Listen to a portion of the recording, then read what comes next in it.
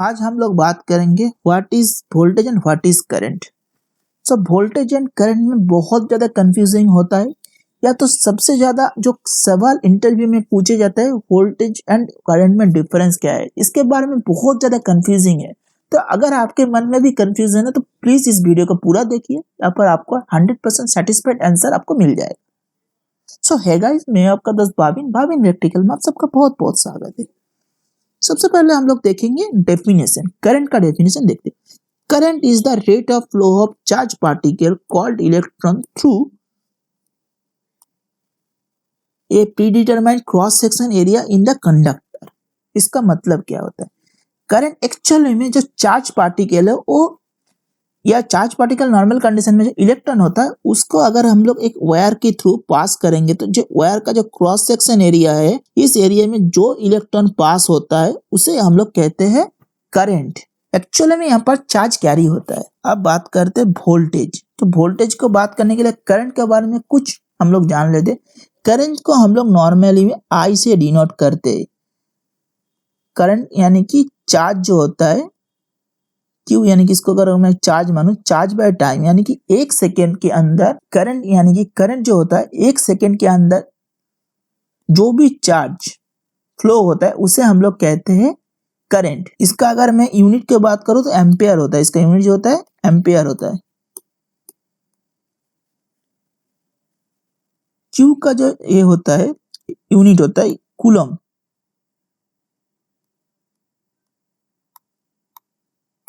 Coulomb per second, इसे हम लोग कहते हैं एम्पियर। यानी कि एक एम्पियर करंट इक्वल टू हम लोग कह सकते हैं एक कूलम इलेक्ट्रॉन एक सेकेंड में एक क्रॉस सेक्शन एरिया से अगर पास होता है तो उस कंडीशन में उस करंट को हम लोग कहेंगे एक एम्पियर करंट। एम्पियर बहुत बड़ा यूनिट होता है, इसलिए हम लोग नॉर्मल कंडीशन में मिली एम्पियर यूज करते हैं। आप लोग देखे होंगे जो चार्जर में लिखा रहता है वहां पर भी आपको मिली एम्प मिल जाएगा, जैसे 500 milliamp, 600 milliamp, 1500 milliamp. Normally हम लोग मिली एम्प में ही ज्यादातर एम्पियर को बात करते हैं। जैसा बहुत बड़ा बड़ा इक्विपमेंट होता है उस कंडीशन में हम लोग एम्पियर की बात करते हैं, क्योंकि एम्पियर एक बहुत बड़ा यूनिट होता है। Voltage, what is voltage? Voltage is the between 2 points which is defined as the work needed per unit of charge to move a test charge between the 2 points। इसका मतलब ये है कि अगर वोल्टेज यानी कि मान लीजिए ए पॉइंट से अगर हम लोग एक वायर के थ्रू बी पॉइंट को कनेक्ट करते हैं, अगर ए पॉइंट से एक इलेक्ट्रॉन को बी पॉइंट में ले जाना पड़ता है उसके लिए कुछ वर्क करना जरूरी होता है। ये जो वर्क होता है यानी कि एक चार्ज, सिंगल चार्ज को अगर ए पॉइंट से बी पॉइंट तक मूवमेंट करने के लिए जो भी वर्क का जरूरत होता है उसे हम लोग कहते हैं वोल्टेज। वोल्टेज को हम लोग वोल्ट से डिनोट करते हैं, यानी कि इसका जो ऐसा यूनिट होता है ये वोल्ट होता है। इसे हम लोग वी से डिनोट करते हैं। वोल्टेज के बारे में कुछ बात बताऊं तो वोल्टेज को नॉर्मली हम लोग इलेक्ट्रिकल पोटेंशियल डिफरेंस के नाम से जानते हैं,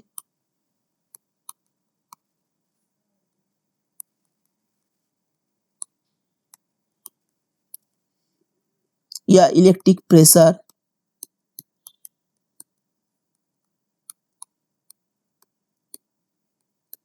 या तो इसे हम लोग इलेक्ट्रिक टेंशन कहते हैं।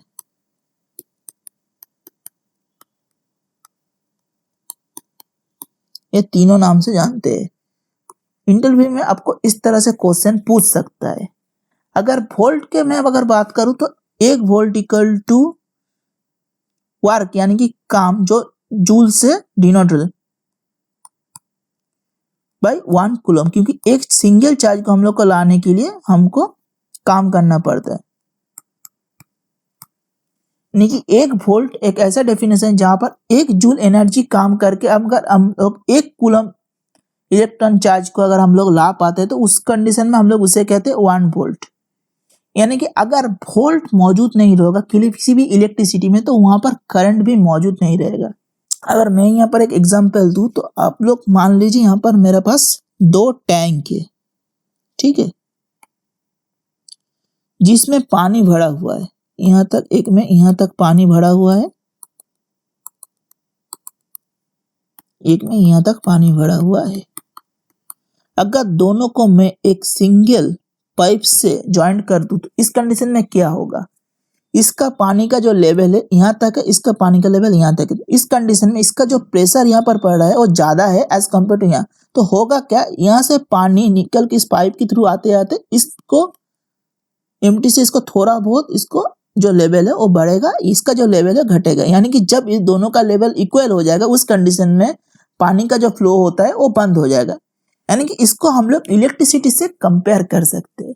यानी कि ये जो दोनों में डिफरेंस है इसे हम लोग वोल्ट से डिनोट कर सकते हैं, और इसका अंदर जो पानी का अमाउंट है इसे हम लोग करंट्स कह सकते हैं। मान लीजिए ये जो कंटेनर है, एक कंटेनर बहुत बड़ा है, इसका अंदर बहुत ज्यादा एनर्जी या चार्ज स्टोर है, बस इसमें पानी कम है, इसका लेवल इक्वल है। मान लीजिए इसका जो हाइट है लेवल ये सेम है, ये इक्वल है। इसमें अगर मैं यहाँ पर जोड़ू तो इस कंडीशन में क्या होगा बता सकते हैं? बहुत सारे स्टूडेंट ये बताएगा कि इसका अगर पानी कम है तो यहाँ से पानी इसकी तरफ फ्लो होगा, बट ऐसा नहीं है।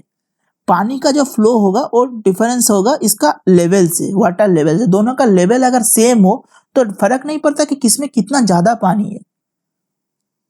इस कंडीशन में पानी का फ्लो नहीं होगा। यानी कि पानी का फ्लो होने के लिए इसका इन दोनों का लेवल के बीच में डिफरेंस होना बहुत ज्यादा जरूरी है। इसी कंडीशन अप्लाई होता है, सेम इलेक्ट्रिसिटी में भी अप्लाई होता है। यानी कि अगर इलेक्ट्रिसिटी फ्लो होने के लिए वोल्टेज का या पोटेंशियल डिफरेंस होना जरूरी है। अगर पोटेंशियल डिफरेंस नहीं होगा तो उस कंडीशन में चाहे कितना अमाउंट ऑफ एनर्जी किसी एलिमेंट में स्टोर हो, वो दोनों में इलेक्ट्रिसिटी फ्लो नहीं होगा।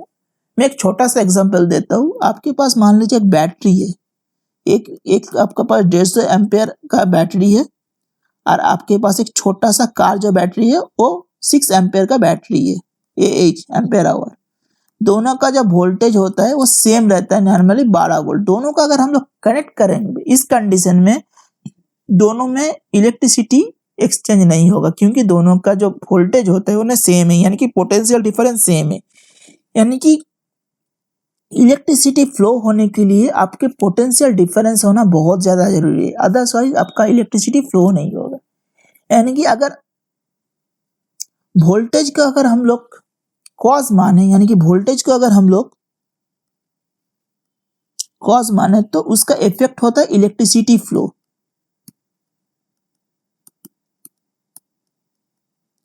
मतलब इलेक्ट्रिसिटी होने के लिए वोल्टेज होना जरूरी है। जैसा पानी का फ्लो होने के लिए उसका प्रेशर होना जरूरी है, वैसे ही इलेक्ट्रिसिटी को फ्लो होने के लिए उसका प्रेशर होना यानी कि वोल्टेज या पोटेंशियल डिफरेंस होना जरूरी है। इस बात को आप जरूर याद रखिएगा, क्योंकि इसकी वजह से ही आपको यहाँ से बहुत सारा सवाल आते हैं। कुछ कुछ कंडीशन में डायरेक्ट पूछ लेता है कि इलेक्ट्रिसिटी फ्लो किस चीज पे डिपेंड करता है, तो उस कंडीशन में आपको बोलना है कि वोल्टेज या पोटेंशियल डिफरेंस। अगर वोल्टेज नहीं रहेगा तो इलेक्ट्रिसिटी फ्लो नहीं होगा। जो जनरेटर स्टेशन यानी कि पावर स्टेशन में जो जनरेट होता है, बता सकते हो क्या जनरेट होता है? एक्चुअली में पावर स्टेशन में जो जनरेट होता है वो होता है वोल्टेज, यानी कि पोटेंशियल डिफरेंस वहां से क्रिएट किया जाता है। नॉर्मल कंडीशन में जो हम लोग का यहाँ पर जो वोल्टेज प्रोड्यूस होता है पावर स्टेशन में वो होता है नॉर्मली 13 केवीए के आसपास, यानी कि 13 किलो वोल्ट एम्पियर तक करंट वहां पर वोल्टेज वहां पर प्रोड्यूस होता है। इलेक्ट्रिसिटी जो आता है वो नॉर्मली जो मेटल कंडक्टर बिछाया गया है उसकी थ्रू ही आता है।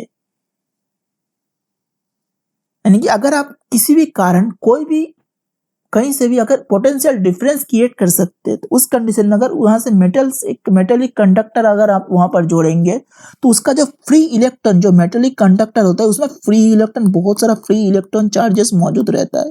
अगर दोनों के बीच में आप अगर इलेक्ट्रॉन वोल्ट प्रोड्यूस कर पाए तो इस कंडीशन में जो इलेक्ट्रॉन का फ्लो होगा और नेगेटिव से हमेशा पॉजिटिव की तरफ आएगा, बट करंट का जो फ्लो होता है वो हमेशा पॉजिटिव से नेगेटिव की तरफ जाएंगे।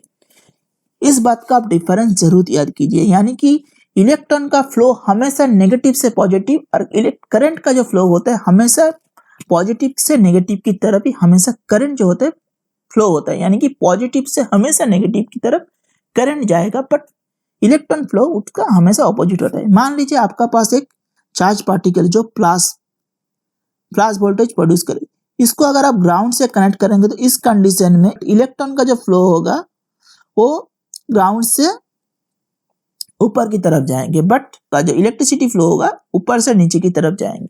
आशा करता हूँ कि आपको वोल्टेज एंड कोई डाउट हो तो कमेंट सेक्शन में पूछ सकते हैं। कोई अलग से टॉपिक के ऊपर अगर आपको वीडियो चाहिए तो उसके बारे में भी बता देना, मैं उसका वीडियो लाने की कोशिश करूंगा। नेक्स्ट आपके बीच में एक सवाल मैं दे रहा हूँ। सवाल जो होगा, सबसे पहला कौन सा इलेक्ट्रिसिटी इन्वेंट किया गया था, स्टैटिक इलेक्ट्रिसिटी या डायनेमिक इलेक्ट्रिसिटी? जो स्टैटिक इलेक्ट्रिसिटी या डायनेमिक इलेक्ट्रिसिटी इन्वेंट किया गया किस तरह से हुआ है? अगर आप लोग कोई इसका आंसर जानते हैं तो प्लीज कमेंट सेक्शन में छोटा सा पार्ट में आप लोग लिखिए, हम लोग देखते हैं कितने को पता है। अगर पता नहीं हो तो मैं उसका वीडियो अगला सेशन में ला दूंगा। करंट में डिफरेंस आपको पता चल गया? अगर पता चल गया या अच्छा लगा वीडियो तो प्लीज वीडियो को लाइक कर दीजिए, चैनल को सब्सक्राइब कर दीजिए। इसी तरह से और ज्यादा वीडियो देखने के लिए चैनल को जरूर सब्सक्राइब कर दीजिए एंड नोटिफिकेशन को भी इनेबल कर दीजिए। Thank you very much.